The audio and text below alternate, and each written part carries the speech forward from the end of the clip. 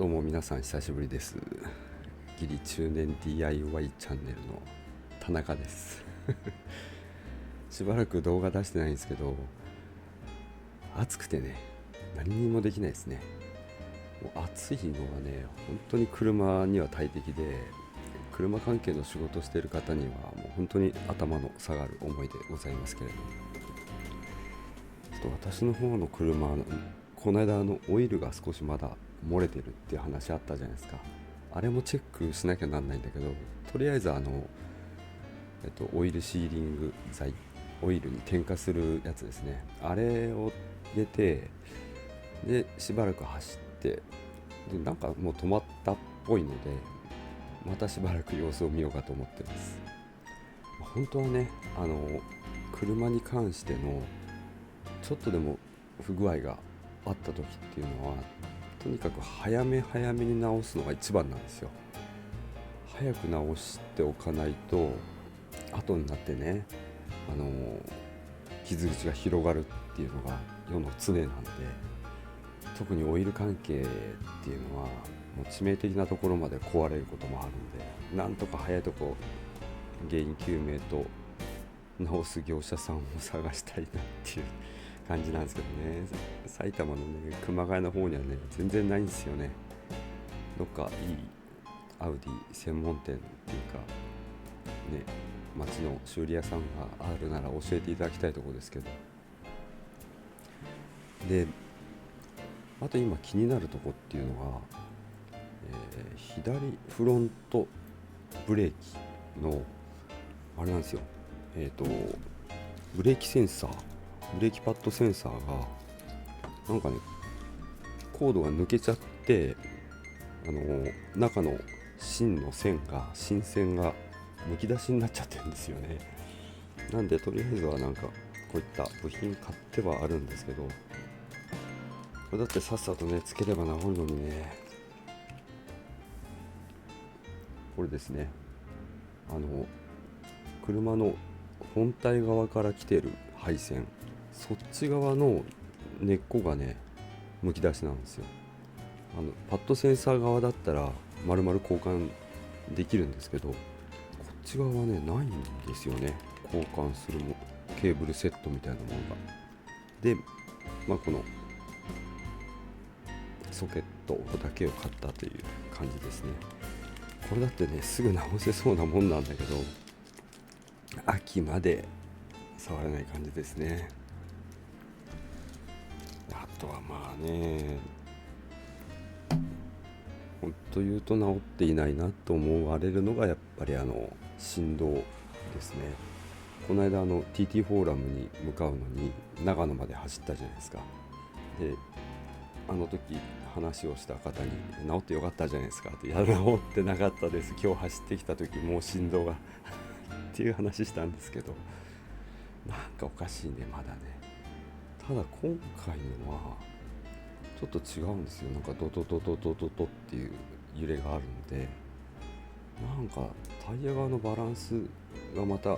おかしくなってるんじゃないかな。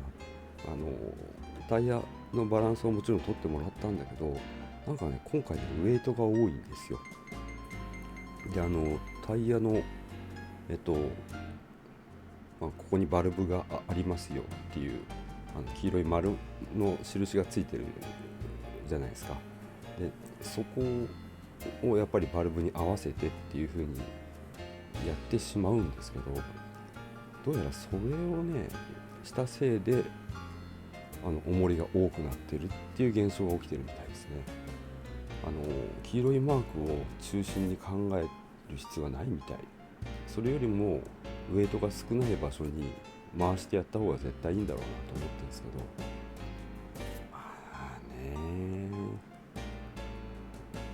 黄色いマークがあるの嫌なんで、ちょっとアルコールでこすったら全部消えたんで、今度はちょっとその状態にしてタイヤのアライメントですね、それ取り直してみようかなと思ってます。タイヤアライメントじゃホイールアライメント、そのあたりですね。ちょっとウェイトがねほんと多いんですよ。おかしいなっていう気がするんですけど、機械的にはそこなんだろうけれども、ちょっと嫌な感じがしてます。であと最近ですね、なんかちょっとリアの方でなんかギコギコって音がするようになってきたんで、リアのショックを変えた時のボルトが緩んでんじゃないかなとか思って怖くてしょうがないんで、ちゃんともう一度増し締めをしたいなっていったところですね。みんなね大汗かく作業なんですよ。とりあえず夏の間でもいいからタイヤのローテーションだけはしといて、で増し締めは秋ぐらいに細かい作業としてさっきのブレーキパッドセンサーの修理、そのあたりかな。四輪ホイールアライメントと、あとタイヤのね、すごい超高高度な、機械を使っての重りの場所を調べる機械に合わせるみたいなのもやってみたいんですけど、それ秋ぐらいになっちゃいそうですね。そんな感じでね。でまたドライブに行くにしてもね、なかなかね行けなくて、今日はやっと8月の、夏休みってうちの会社ないんですけど、有給を一つくっつけて3連休の土日月で休みなんで、やっぱ1本ぐらいはちょっと動画を上げなきゃとか思ってて、ドライブ動画撮ろうと思ったんですけどね、全然ねこの天気でしょ、雨で撮れないんで、ちょっとその前にですね思い立ってちょっとドライブをしたやつがあるんですよ。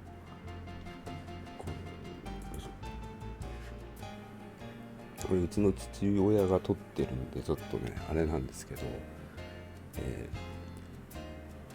ですね、和田宿、中山道の和田宿を目指して走ってるところですね。ですのでこの山の谷の一番奥が和田峠ですね。有名な和田峠です。あそこにね和田宿のところに道の駅があって、そこに黒曜石売ってるっていうのをツイッターじゃない X で見まして、でそれはちょっと黒曜石子供の頃から欲しかったよなと思って、和田峠ってそう一度行ってみたかったけど遠いんだよねなんて思って、ちょっと Google マップで調べたら2時間で行けるって書いてあって、じゃあちょっと今行けるななんてんで、確かね日曜の昼の12時半ぐらいに家を出て、でうちの父親乗っけて、ちょっと黒曜石買いに行くから付き合ってよって言って乗っけて行ったんですよ。そしてもううちの父親の方にせっかくだから撮影してよって言って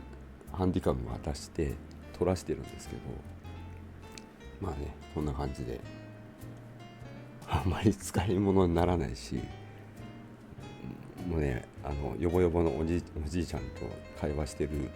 映像だったんで、これだけでは後悔しないですけどね。ここがその和田宿のところにある道の駅ですね。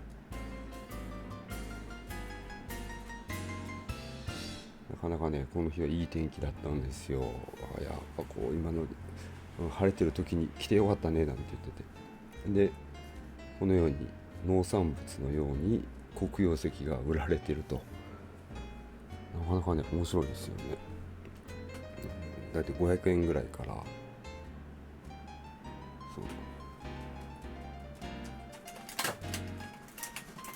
ちょっと買ってきましたけどね。これですね、まさにここに写ってるやつ、これ3600円もするやつなんですけどね、黒曜石和田峠、生産者の名前が入っているという、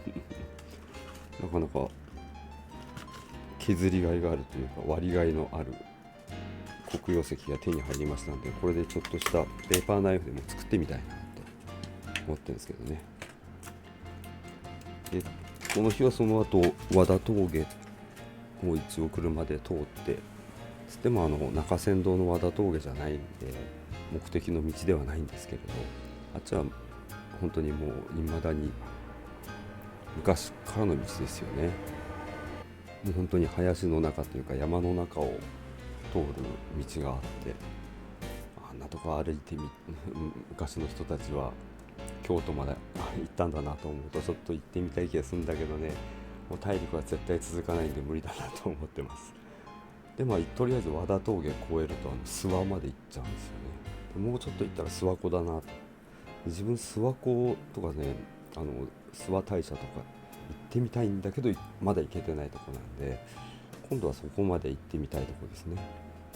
まあその時にはうちの父親もうちょっとね邪魔だから連れていかないですけどねで和田峠向こうまで行ったものの別に、そこからもう帰ろうって言ってもう U ターンして帰ってきちゃったんですけど、で帰りには関越乗ってそうですね、佐久から乗ったらすぐに渋滞で佐久平のパーキングのところでパーキングといえばやっぱりラーメンということでラーメン食って、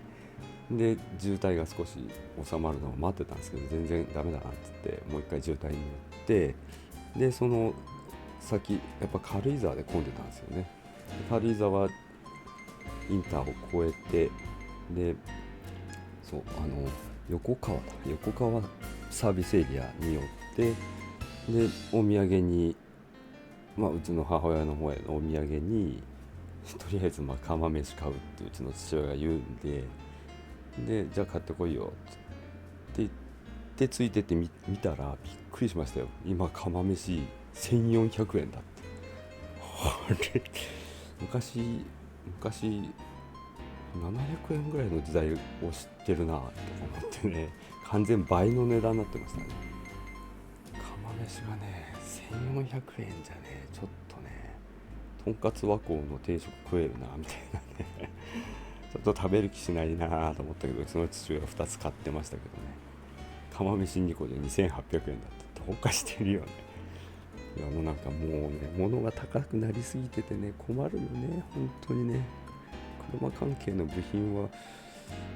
パッと見値段がよく分かんないからそんなに変わってる気がしないんだけど、それもきっと値段上がってるんでしょうね。タイヤが値段上がったって言ってましたもんね。もうまたしばらくタイヤ買わなくて済むんでいいと思ってるんですけど、パンクでもしなければ買う必要はないんでね。で次はそうですね、もう一回ドライブ動画は撮りたいなと。夏休みはないですけど、近場で、ね、赤城とか春菜、そうね、昔夜走ってた時代っていうのは赤城登って、で向こう側に降りてから今度は春菜登ってで帰るとか、春菜行って妙義みたいなやつもありましたけど、さすがにね見物するぐらいのドライブでしたね昔はね。赤城が一番私が走ってた頃は車がたくさんいたね。春菜はそうでもなかったか。春菜はねすごい遅い時間に走ってるんですよやっぱりみんな。赤城はあんまり人がいないっていうか周りに温泉街っていうのがなかったんで、あそこは、結構早い時間から走り屋がたむろしてましたけど、あんまりちょっと危険で行かないようにしてましたけどね。ちょっとあの辺りも雪が降る前に行ってみたいなと思ってますけどね。夜の動画もいいよね。なんかね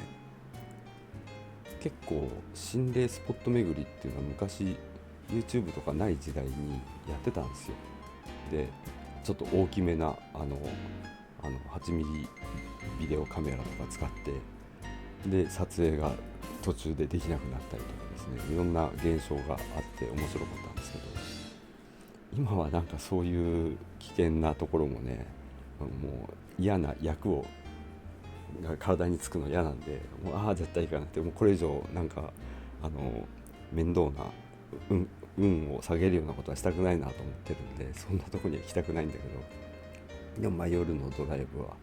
またねちょっと涼しくて頭もすっきりしてくる時間帯なんで、ち